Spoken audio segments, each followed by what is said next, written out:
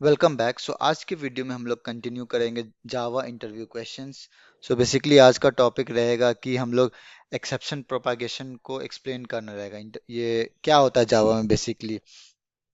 सो exception propagation एक concept होता है जो कि डील करता है कि जावा में एक्सेप्शन कैसे पास होते हैं एक मेथड कॉल के स्टैक में। ठीक है।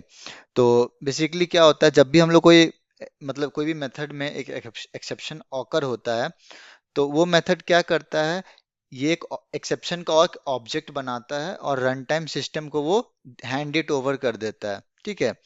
ये जो एक्सेप्शन का जो ऑब्जेक्ट रहता है इसमें हम लोग क्या देखते हैं, इसमें इंफॉर्मेशन रहता है उस एरर या एक्सेप्शन के बारे में। वो इंफॉर्मेशन क्या रहता है, उसमें टाइप रहता है, वो प्रोग्राम का क्या स्टेट था जब ये एक्सेप्शन एक्चुअली ऑकर किया। और ये प्रोसेस को हम लोग क्या बोलते हैं, मतलब एक्सेप्शन थ्रो करना, हैंड ओवर करना रन टाइम सिस्टम को, तो ये हम लोग बोलते हैं थ्रोइंग एन एक्सेप्शन। एक्सेप्शन हम लोग थ्रो कर रहे हैं। अब क्या होता है, जैसे ही हम लोग ये एक्सेप्शन थ्रो कर दिए हैं, ठीक है, ये जो रन टाइम सिस्टम होता है ये क्या करता है, ये खोजता है कि अब इस एक्सेप्शन को हैंडल कैसे करे, मतलब कैच कैसे करे, हैंडल कैसे करे। अब ये मेथड जो पॉसिबल सेट्स ऑफ हैंडल करने का जो तरीका होता है एक्सेप्शन का, वो मेथड का कॉल स्टैक पे डिपेंड करता है। ठीक है। कि अ, फिर इसमें क्या होता था, जो भी लिस्ट ऑफ मेथड्स जो इसमें रहता है, जो भी कॉल हुआ रहता है जहाँ पे ऑकर होता है मेथड, वो चेक होता है। ठीक है, मतलब वो डिटरमाइन होता है वहां से। फिर रन टाइम सिस्टम्स क्या करता है, सर्च करता है सारा कॉल स्टैक में जहाँ से मेथड ऑकर होता है to the first method of the call stack, मतलब कहाँ से ओरिजिनली स्टार्ट हुआ है और कहाँ ये खत्म हो रहा है।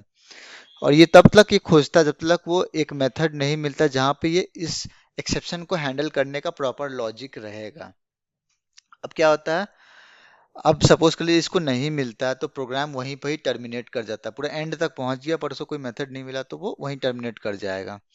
तो इसके लिए मैं एक छोटा सा एग्जांपल देकर समझा रहा हूँ। सपोज कर लीजिए कोई मैं स्टैटिक मेथड लिख रहा हूँ। ठीक है।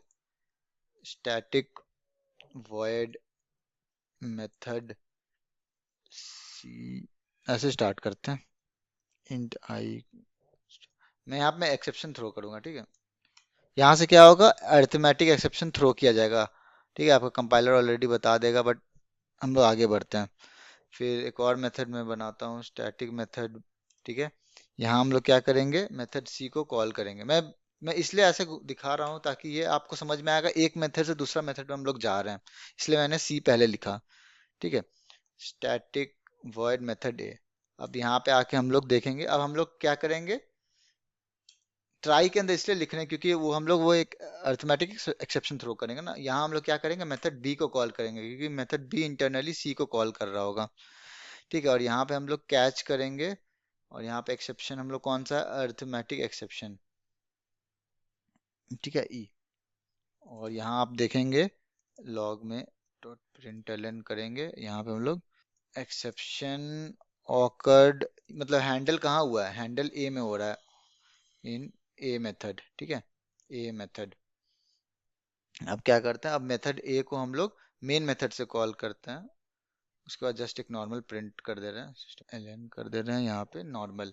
तो इसमें क्या होगा, बेसिकली अगर आप देखेंगे मेन मेथड में आएगा, मेथड ए कॉल होगा, बी में जाएगा, फिर बी सी को कॉल करेगा, सी यहाँ से एक्चुअली एक्सेप्शन ऑकर यहाँ से होगा। ठीक है। तो चलिए इसका हम लोग अब आउटपुट देखते हैं। देखिए, एक्सेप्शन हैंडल्ड इन ए हुआ, यहाँ से एक्सेप्शन हम लोग थ्रो किए हैं, एरर एक्चुअली यहाँ से ऑकर किया है।